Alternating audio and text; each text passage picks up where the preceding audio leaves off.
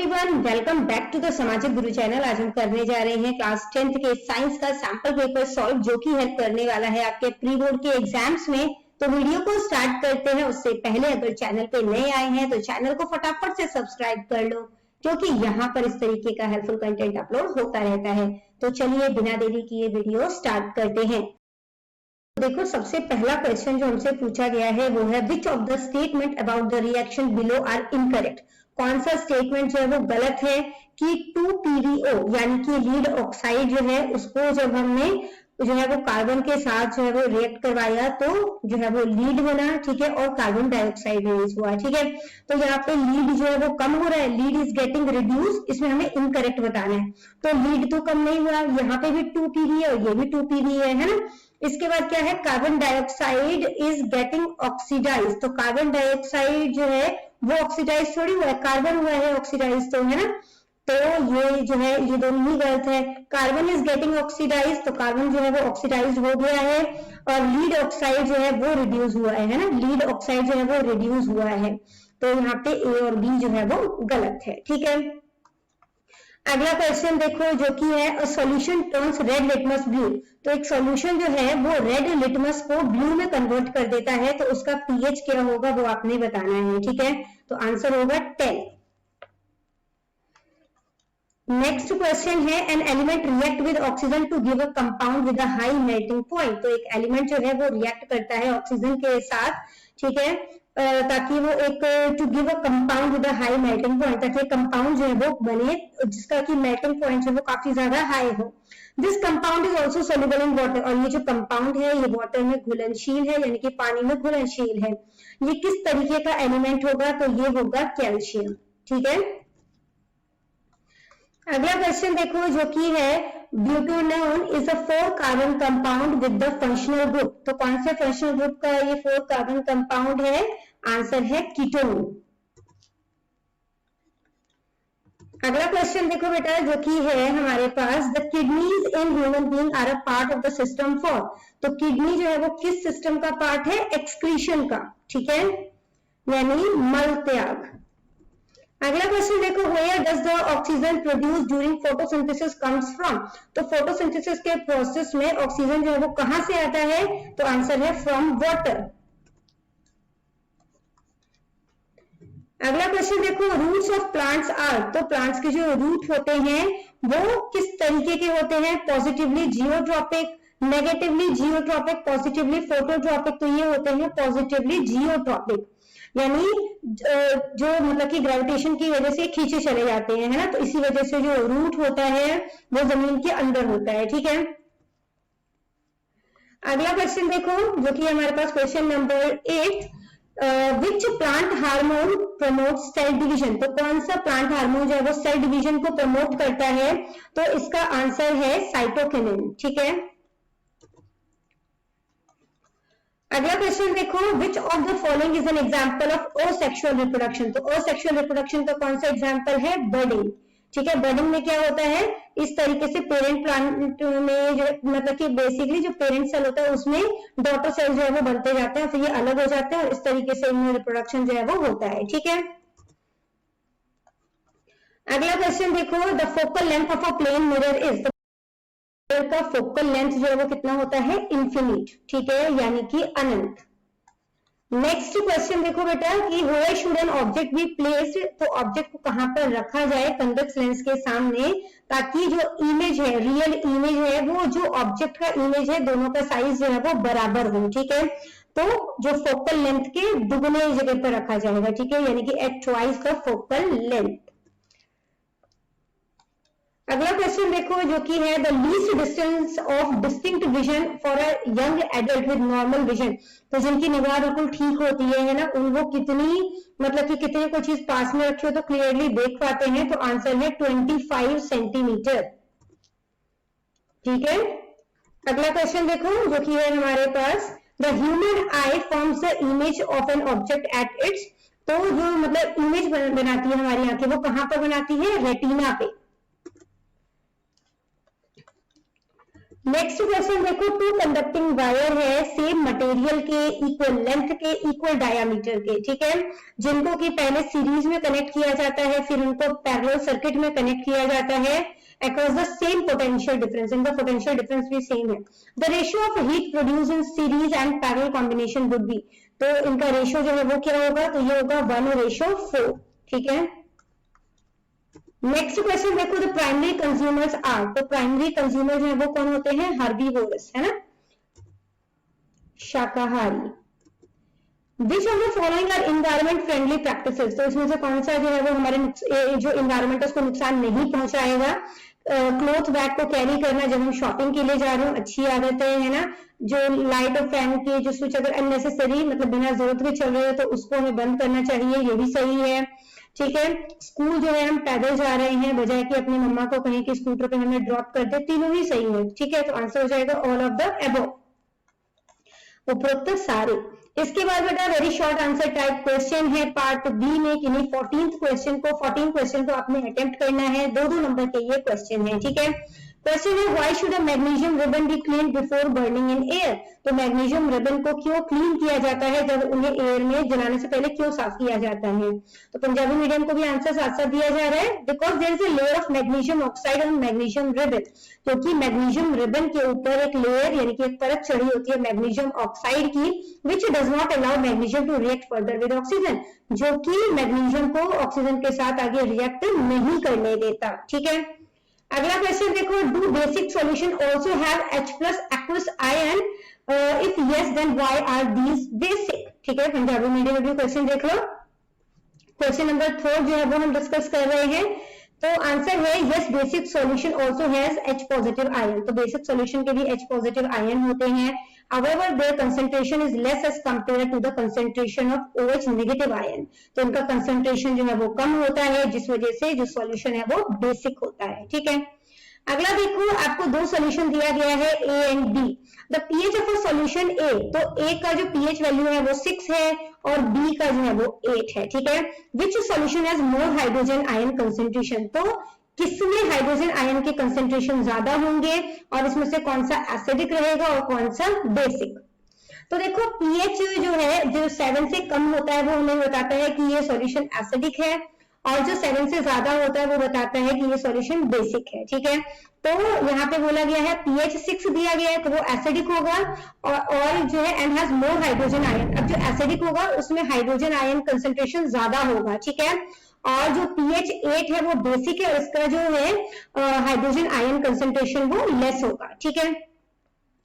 अगला क्वेश्चन देखो, which gas is produce when dilute hydrochloric acid is added to a reactive metal, write the chemical reaction, तो जब hydrochloric acid को reactive metal के साथ जो है वो रिएक्ट करवाया जाता है तो कौन सा गैस प्रोड्यूस होगा, ठीक है. Right the chemical reaction when iron reacts with dilute H2SO4, तो देखो यहाँ पर हाइड्रोजन गैस जो है वो मतलब कि रिलीज होगा, ठीक है, जब वो हाइड्रोक्लोरिक एसिड को जो है रिएक्टिव मेटल से रिएक्ट किया जाता है, और उसका इक्वेशन जो है वो यहाँ पे लिखा गया है, ठीक है.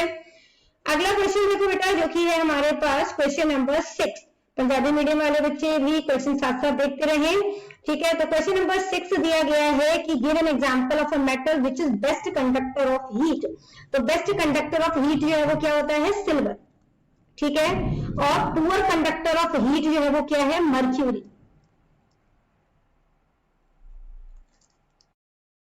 है कि टेस्ट जो है वो आपने करना है chemical differentiate chemically between butter and cooking oil, ठीक है. पंजाबी मीडियम में भी देख लो, ठीक है. तो जो मतलब कि कुकिंग ऑयल है और जो बटर है उनके बीच में जो है वो हमें अंतर बताना है, ठीक है. तो इसका आंसर जो है वो देख लेते हैं. बटर जो है वो सैचुरेटेड फैट होता है, लेकिन कुकिंग ऑयल जो है वो अनसैचुरेटेड फैट है, ठीक है. और इस वजह से जब बटर को जलाया जाएगा तो ब्लू फ्लेम जो है यानी कि जो आग की लौ है वो ब्लू कलर की होगी, जबकि जो तेल जलाया जाएगा तो वो येलो फ्लेम जो है वो देगा, ठीक है. Cooking oil makes bromine water colourless, तो ये जो ब्रोमीन वाटर है उसे कलरलेस बना देता है, जबकि बटर जो है वो ऐसा नहीं कर पाता, ठीक है. अगला क्वेश्चन, क्वेश्चन नंबर 8 देखो कि what processes would you consider essential for maintaining life, तो लाइफ के लिए कौन सा जो प्रोसेस है वो जरूरी होता है हमें बताना है, ठीक है. तो क्वेश्चन का आंसर देखते हैं. लाइफ प्रोसेस जैसे कि न्यूट्रिशन यानी कि पोषण, रेस्पिरेशन सांस लेने की क्रिया, ट्रांसपोर्टेशन, इसके अलावा जो एक्सक्रीशन है ना, ये सभी जो है मतलब कि लाइफ को सपोर्ट करने के लिए जरूरी होता है। अगला क्वेश्चन देखो बेटा, क्वेश्चन नंबर 9 जो कि है हमारे पास, which part of the brain maintains posture and equilibrium of the body, तो आंसर है सेरिब्रम, ठीक है। इसके बाद अगला क्वेश्चन देखो, क्वेश्चन नंबर 10 कि व्हाई डज मेंस्ट्रुएशन अकर, ठीक है, यानी कि माहवारी जो है वो क्यों होती है वो आपने बताना है, ठीक है। तो देखो मेंस्ट्रुएशन जो है वो एक प्रोसेस है जिसमें कि जो ब्लड है या म्यूकस है वो हर महीने जो है वजाइना के थ्रू बाहर आता है। ये प्रोसेस जो होता है वो हर महीने होता है, because the egg is release from the ovary every month and at the same time, क्योंकि एग रिलीज हो रहा है ओवरी से हर महीने, ठीक है, और लगभग सेम टाइम पर होता है। The uterus prepare itself to receive the fertilized egg, और जो यूट्रस होता है वो खुद को प्रिपेयर करता है फर्टिलाइज्ड एग को रिसीव करने के लिए। The inner lining of the uterus gets thicked, तो यूट्रस की जो इनर लाइनिंग है वो मोटी हो जाती है and is supplied with blood to nourish the embryo, और वो एम्ब्रियो को नरिशमेंट देने के लिए जो है वो बेसिकली मोटी हो गई है।